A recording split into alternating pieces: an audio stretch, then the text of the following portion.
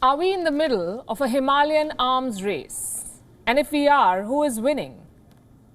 This question could define our times. India is arming itself for self-defense, for deterrence. China is arming itself for expansionism, for posturing. These are two completely different objectives. The only thing in common is cutting-edge technology. On Wednesday, India tested its most advanced missile, the Agni 5. It was fired from the Abdul Kalam Island in Odisha. But the tremors would have been felt all the way in Beijing. Let me tell you why. Agni 5 is a surface-to-surface missile. It was inducted into the arsenal 3 years back. This missile has a range of 5,000 kilometers. Agni 4 could travel 4,500 kilometers. This one can go another 500. Why is this extra range important? Because now India can strike anywhere in China, the extreme north, the remote east, anywhere. All of China is on Agni 5's radar. Does this make it an intercontinental ballistic missile?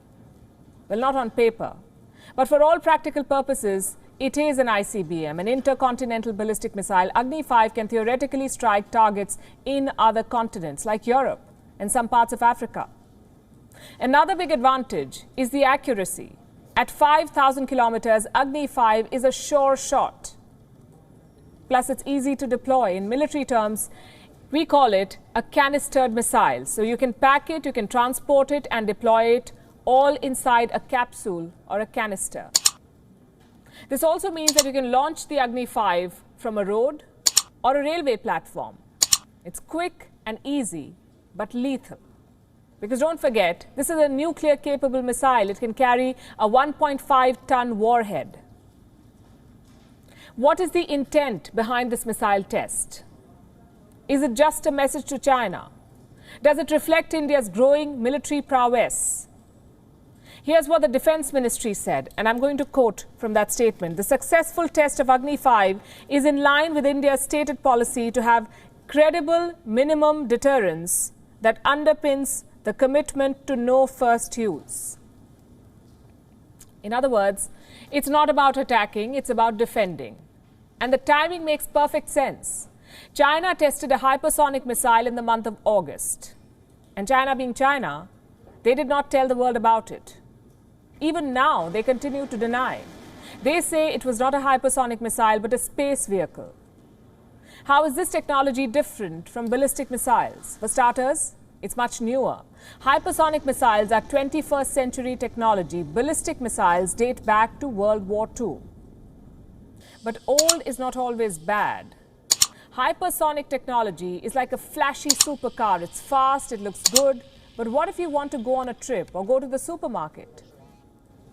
You'll be much better off with an SUV then. And in this story, ballistic missiles are the SUV. They're more efficient and accurate. So why are countries desperately chasing hypersonic tech? China and Russia have already unlocked it. So has the US. India is also building a hypersonic missile with Russia. It's called the BrahMos 2.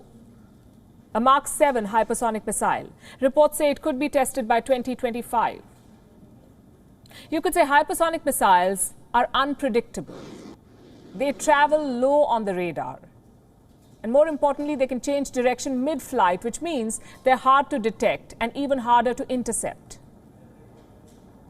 But will they hit the target?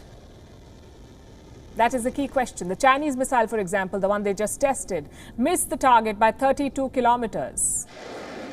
The fact is, hypersonic missiles are untested. But this is an arms race. It doesn't matter if the technology works or not. If your rival has it, you must also have it. Which brings us to the Himalayan arms race. How serious is it? India and China are locked in a fierce border face-off. 18 months, 13 rounds of talks, still no progress. The Chinese side was never interested in a meaningful settlement. They were just stalling. And now we know why. China's showpiece parliament has passed a new border law. What does it say? That China's territorial integrity is sacred and inviolable. It sounds simple enough, but not in Beijing. This is basically a signal to the Chinese military to strengthen their positions, to legitimize incursions, and to reorganize border regions. Does this sound like a country looking for peace? India is urging China to not take unilateral actions. Let me tell you what the Foreign Ministry said. The Chinese border law has provisions to carry out reorganization of districts in border areas. We expect that China will avoid undertaking action under the pretext of this law, which could unilaterally alter the situation in the India-China border areas. Unilateral action, that's a Chinese speciality, by the way. This border standoff is not ending anytime soon. Both India and China have moved rockets to the border. They're test-firing lethal missiles. This is not just any arms race, it's a nuclear arms race.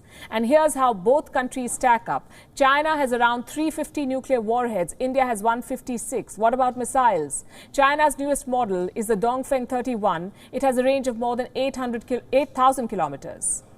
It's a proper intercontinental missile. India's latest model is the Agni 5, and like we told you, it has a range of 5,000 kilometers. India is also developing the next version, the Agni 6. It will have a range of around 8,000 kilometers. Will these missiles remain in their silos, or will they be deployed? Well, that's the question. China's actions make their intention clear. They tested a missile, but they kept it hidden. India, on the other hand, assured the world community of its responsibility. No first use.